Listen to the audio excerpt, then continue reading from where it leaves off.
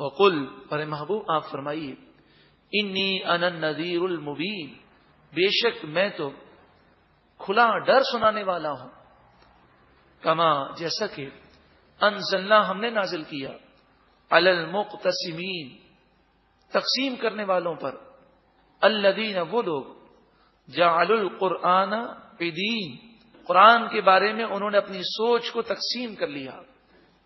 یہ آیت کریمہ ولید بن مغیرہ کے رد میں نازل ہوئی۔ ولید بن مغیرہ نے 12 آدمی مقرر کیے۔ وہ 12 آدمی حج کے سیزن میں ان تمام راستوں پر بیٹھ جاتے کہ جہاں سے حج کے لیے قافلے مکہ مکرمہ آتے۔ یہ مختلف راستوں میں ایک ایک آدمی کا اس نے تعین کر دیا، تو تقریباً 12 راستے اس طرح کے تھے کہ جہاں سے مختلف علاقوں سے قافلے آتے تھے۔ یہ لوگ ان قافلے والوں کو روک کر نبی اکرم صلی اللہ علیہ وآلہ وسلم کے خلاف ان کا ذہن بناتے اور کہتے کہ تم مکے میں جاؤ گے، ایک شخصیت ہیں، وہ تمہارے پاس آئیں گے اور تمہیں اس طرح کی باتیں کریں گے، تم ان کی بات سننا بھی نہیں۔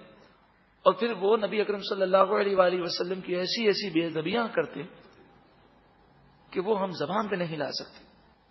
اب ان میں جو 12 شخص تھے، اس میں ہر ایک کی بولی الگ الگ تھی۔ مثلا ایک لوگوں سے یہ کہتا کہ وہ ایک شخصیت ہے، ان پر نعوذ باللہ من ذالک جن کا سایہ ہو گیا ہے، اس لیے وہ ایسی باتیں کرتے ہیں۔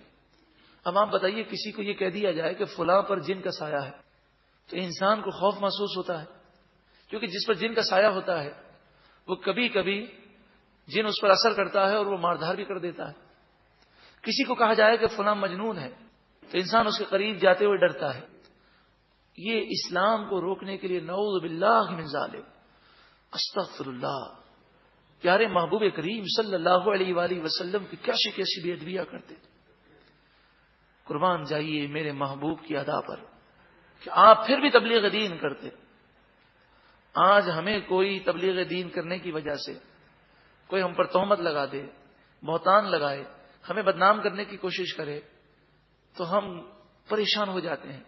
ہم سرکار دو عالم صلی اللہ علیہ وآلہ وسلم کی برداشت کو دیکھیں، آپ اس کی پرواہ نہ کرتے، اور آخرکار اسلام پھیلا اور ان کافروں کی سازشیں ناکام ہوئی۔ ولید بن مغیرہ کے آدمی چاروں طرف افواہیں پھیلانے کے لیے پھیلے ہوئے ہوتے، اور یہ ولید بن مغیرہ مکہ مکرمہ میں مسجد الحرام میں خانہ کعبہ کے قریب آ کر بیٹھ جاتا۔ ان کافروں کا قبضہ تھا اور کئی سو سال سے انہوں نے بیت اللہ شریف پر قبضہ کیا ہوا تھا، اور 360 بت نصب کیے تھے۔